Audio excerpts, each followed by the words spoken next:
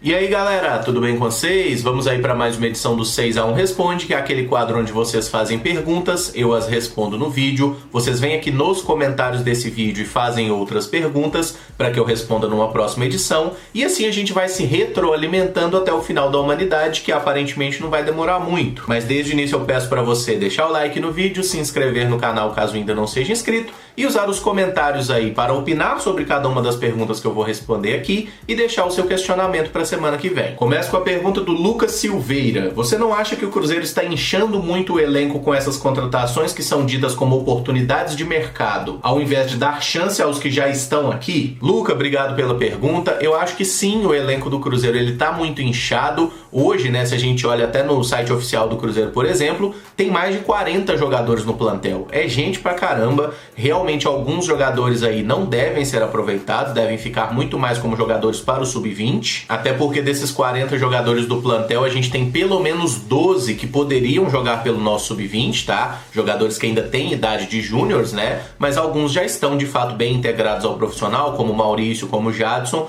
Esses certamente não vão descer, vão continuar no time de cima. Mas eu vejo esse inchaço no nosso plantel sendo motivado aí por duas questões. Uma já foi falada até pelo Ricardo Drubski, o diretor de futebol, que o Anderson queria conhecer mais esses jogadores do sub-20 e observá-los nos treinamentos, né? Então muitos desses jogadores subiram e tiveram um período ali treinando com o elenco principal para que o técnico possa conhecê-los e utilizá-los numa necessidade. E um outro motivo eu acho que é a própria pandemia. Por causa do coronavírus, sempre tem a possibilidade, né, de um jogo para o outro, 5 jogadores testarem positivo, por exemplo, e esses jogadores terem que fazer quarentena e ficar fora do plantel. Então por isso mesmo que o Cruzeiro não está trabalhando com um número mais próximo ali de 30 atletas, que é o comum e que o próprio Anderson falou que pretendia trabalhar com isso. Eu acho que estão usando mais jogadores, né, deixando uma margem maior, já contando que em algum momento a gente pode perder um grande grupo de atletas por causa do coronga. Mas concordo com a sua avaliação que vários jogadores não têm sido aproveitados como a gente gostaria, né? Eu tô fazendo esse vídeo antes do jogo contra o América, tá? Após a eliminação aí da Copa do Brasil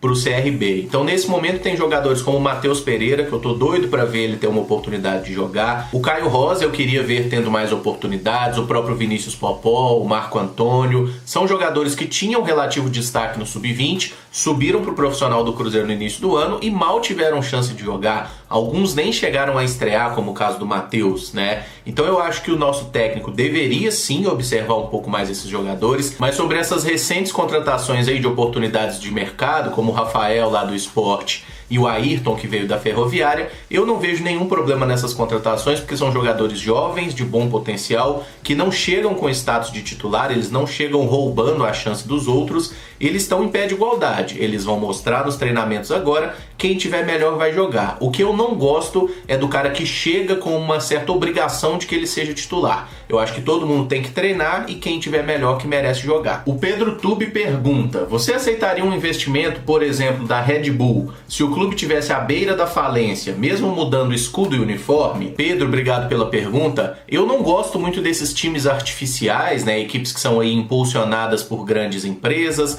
como o próprio Red Bull fez aí com o Bragantino, né, que a Red Bull não conseguiu subir para a primeira divisão com o Red Bull oficial, que é aquele time que inclusive estava jogando lá o Campeonato Paulista, né, o tal do RB Brasil, e vendo essa dificuldade para subir da Série C para a Série B, os caras simplesmente foram lá e compraram o Bragantino, que é um clube tradicional, mas que vinha muito mal das pernas aí nos últimos anos, e conseguiram de certa forma comprar uma vaga na Série B e dentro de campo subiram com todos os méritos para a primeira divisão. Eu não gosto desse modelo comercial especificamente, tá? Eu entendo, é válido, não tem nada de ilegal no que eles fazem, mas particularmente eu não gosto, tá? Por exemplo, aquela semifinal de Champions League que a gente viu recentemente, PSG, um time, né, que o dinheiro do Qatar fez ele aparecer como um time grande. E o outro, Salzburg, que teve um trabalho muito mais lento, né, desde as divisões de base, mas ainda assim é por causa do dinheiro da Red Bull também que cresceu. Eu achei um jogo muito sem alma, cara. Então, assim, eu particularmente não gosto. Agora, numa situação desesperada, né, porque assim, à beira da falência o Cruzeiro meio que já tá, né, mas vamos considerar aqui que se rolasse um modelo de empresa e se houvesse de fato uma possibilidade do Cruzeiro acabar. Nessas circunstâncias, eu acho que é muito mais válido você vender sua alma, de certa forma, né, você se associar a uma empresa desse tipo, do que acabar o clube. Eu realmente acho que se acaba o Cruzeiro, ficaria um vazio muito grande na vida de todos nós. Então, numa situação extrema e desesperadora, eu prefiro que o Cruzeiro faça uma migração desse tipo, mesmo que vire Red Bull Cruzeiro. Eu prefiro isso do que acabar o clube, tá? Porque acabar a instituição eu acho que realmente seria uma coisa muito triste e que deixaria a gente incompleto aí pro resto da vida, porque o Cruzeiro é muito importante pra gente, o futebol é muito importante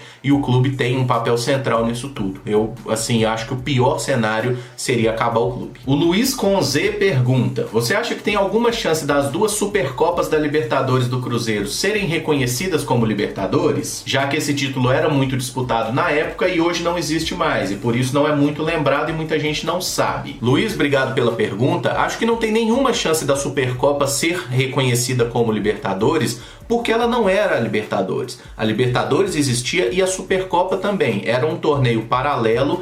Inclusive, a Supercopa, quando você para analisar a história da competição, ela tinha um glamour maior que a própria Libertadores, porque ela só era disputada por campeões da Libertadores, né? Era um torneio que não tinha como critério de qualificação o desempenho esportivo, mas a questão histórica, você já ter ali uma grande taça da Libertadores no currículo que te qualificava a jogar a Supercopa. Infelizmente acabou, porque eu acho que se rolasse uma possibilidade no calendário, por exemplo, acaba o campeonato estadual e abre umas vaguinhas, seria muito louco ter a Supercopa de volta, até porque hoje tem muito mais times tradicionais aí que ganharam a Libertadores recentemente, né? Um bom exemplo é o Internacional, que ganhou 2 vezes, o próprio Corinthians e tudo mais. Eu gostaria muito de ver essa competição de volta, mas realmente ela é inviável, até por causa dos calendários muito cheios, né? Teve até uma conversa aí há 2 anos atrás que poderia ser retomada aí um modelo de Supercopa, mas até hoje isso não caminhou. Mas acho que equiparar as competições não faz muito sentido, eu não gostaria que acontecesse, e eu acho que deveria haver um pouco mais de respeito mesmo pelo contexto histórico, sabe? Por quê?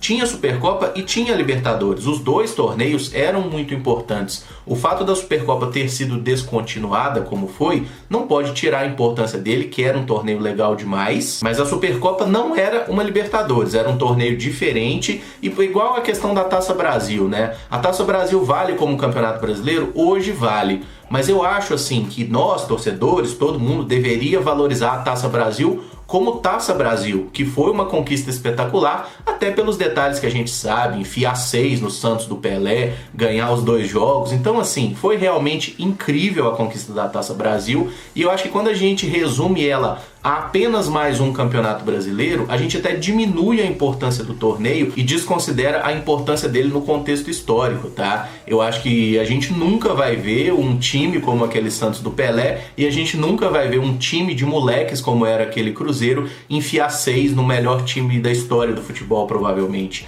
Então, assim, da mesma forma que eu acho que a gente deveria valorizar um pouco mais a Taça Brasil, acho que a gente tem que valorizar muito a Supercopa, mas equiparar as competições, isso não vai acontecer e nem faria sentido. O Leonardo Guzzo pergunta: o que você acha de mudar o escudo do Cruzeiro para o centenário? Leonardo, obrigado pela pergunta. Eu nunca fui um grande adepto de mudanças de escudo, tá? Inclusive, vocês estão vendo nessa faixa aqui, né, que ela basicamente tem os escudos históricos do Cruzeiro, olha lá, ó. Desde o Palestra, né, o primeiro escudo, com as evoluções que foi tendo aí. E assim, eu acho que uma mudança pontual, alguma menção a 100 anos ali embaixo do escudo, beleza, é joia. Mas eu sou muito feliz com esse escudo do Cruzeiro, eu acho ele muito bonito, realmente não acho que precise ser melhorado. A gente viu acontecer alguma coisa assim, como por exemplo o Atlético Paranaense, Atlético Goianiense, com a Juventus lá na Itália, né? Que mudaram o escudo como uma tentativa de modernizar a marca, que eu sinceramente acho que não fez diferença nenhuma. E no que depender de mim, o escudo do Cruzeiro continua sendo esse, tá? Na camisa, estrelas soltas, como tá aqui. Eu realmente não acho que o escudo cheio fique tão bonito na camisa. Eu prefiro a camisa azul com as estrelinhas brancas mesmo, que fica muito da hora, tá? E com relação ao escudo em si, talvez coloquem alguma menção ali ao centenário, mas nada além disso, tá? Só assim, um acréscimo ao que já tem. O Léo Oliveira pergunta: como você avalia o ano do Cruzeiro de 1998? Léo, obrigado pela pergunta. 98 eu acho que é um ano que pode ser resumido como frustração, tá? foram aí as minhas primeiras grandes decepções esportivas. Eu sou de 89, né? Então ali eu vi alguma coisa da Copa do Brasil de 96, eu lembro vagamente da semifinal do Brasileiro de 95, que o Cruzeiro é eliminado pro Botafogo, né? Inclusive eu nunca fui muito com a cara do Túlio Maravilha, um pouco por causa disso. Lembro alguma coisa da Libertadores de 97 também, eu era bem moleque ali, mas eu lembro do ambiente, da cidade e tal, que era um dia de fato muito diferente. E assim, em 98 eu me lembro muito da derrota na final pro Palmeiras, né? Foi o ano que o Cruzeiro foi trivice. Aquela final de Copa do Brasil, com a falha do Paulo César Borges e o gol do Oséias no finalzinho, foi o meu primeiro grande trauma esportivo, que eu me lembro, assim, de ter chorado copiosamente, foi esse jogo. E aí teve aquela questão do Campeonato Brasileiro, que a gente perde pro Corinthians também, né? A gente abre 2-0 no primeiro jogo no Mineirão, podia ter levado a vitória, toma um empate e a situação acaba ficando muito complicada. A gente perde no terceiro jogo lá no Morumbi e depois a gente ainda perde a Mercosul pro mesmo Palmeiras, né? Então, assim, foi um ano bem decepcionante, foi um ano que o Cruzeiro jogou um bom futebol, tinha jogadores muito bons, Alex Alves, Miller, Marcelo Ramos, o Valdo, que era um maestro ali no meio campo, mas mesmo recheado de jogadores experientes, né, na hora do vamos ver, o Cruzeiro não foi bem, o Cruzeiro vacilou, enfim, foi realmente muito decepcionante o que aconteceu. E naquela época a gente tinha jogos entre Cruzeiro e Palmeiras muito loucos, né?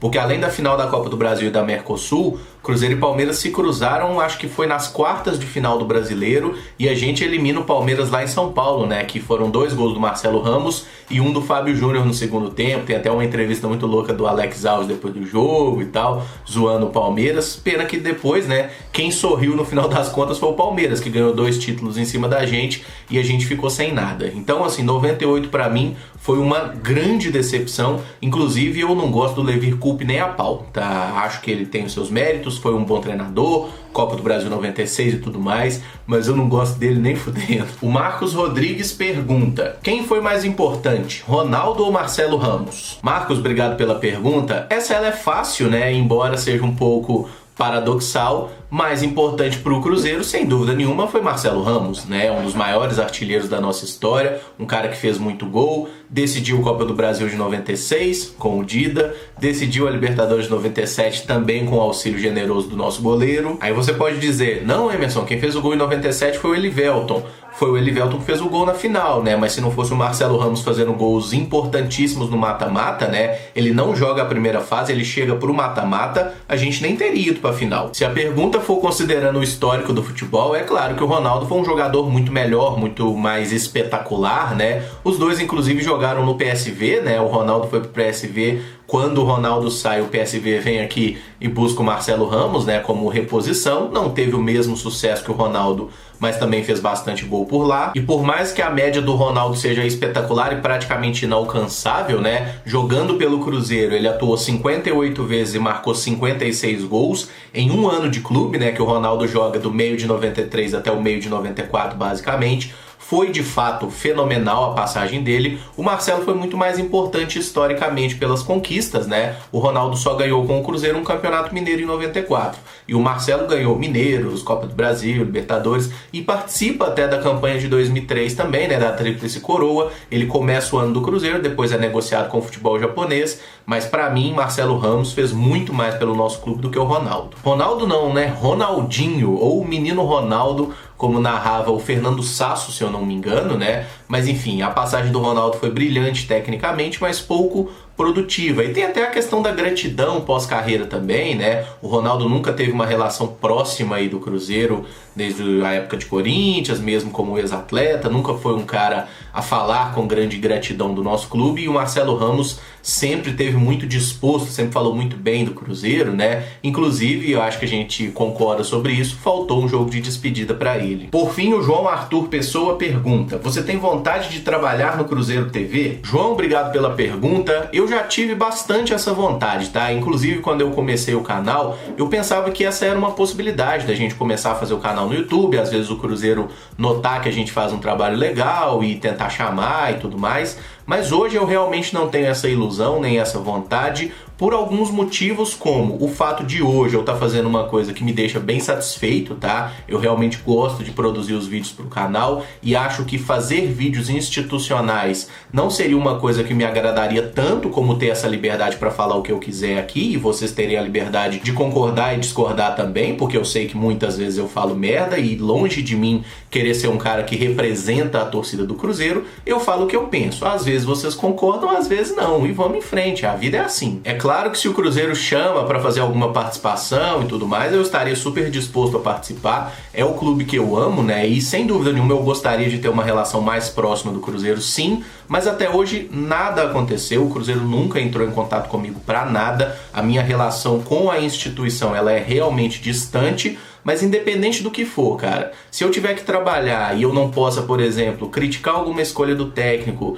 criticar uma ação do presidente, eu não quero fazer isso, sabe? Eu tenho uma visão hoje de que é muito mais importante a gente ser honesto e poder falar abertamente aqui do que a gente pensa, do que ter uma relação próxima à instituição e ficar aqui escolhendo palavras, pisando em ovos. E uma coisa que eu posso garantir para vocês é que se em qualquer momento houver qualquer contato, qualquer proximidade minha do clube, eu vou falar isso abertamente para vocês, porque aquele episódio que aconteceu, né, de terem aí caras que produziam conteúdo sobre o Cruzeiro, que recebiam grana do clube, né, e não revelaram isso abertamente, aquilo ali foi uma sacanagem que eu não concordo, eu acho que é uma desonestidade intelectual do caralho. Então, se em qualquer momento acontecer uma aproximação minha do Cruzeiro Esporte Clube, pode ter certeza que eu vou deixar isso bem claro em vídeo. Mas até hoje eu acho que o Cruzeiro nem sabe que eu existo. Bom, galera, eu encerro o vídeo por aqui. Se você gostou, deixa aí o like então, se inscreve no canal caso ainda não seja inscrito, usa os comentários aí para dizer o que você pensa de cada uma das questões que a gente abordou nesse vídeo e também para deixar a sua pergunta para que eu possa responder num próximo, beleza? Muito obrigado por acompanhar, um abraço e até o próximo vídeo. Valeu!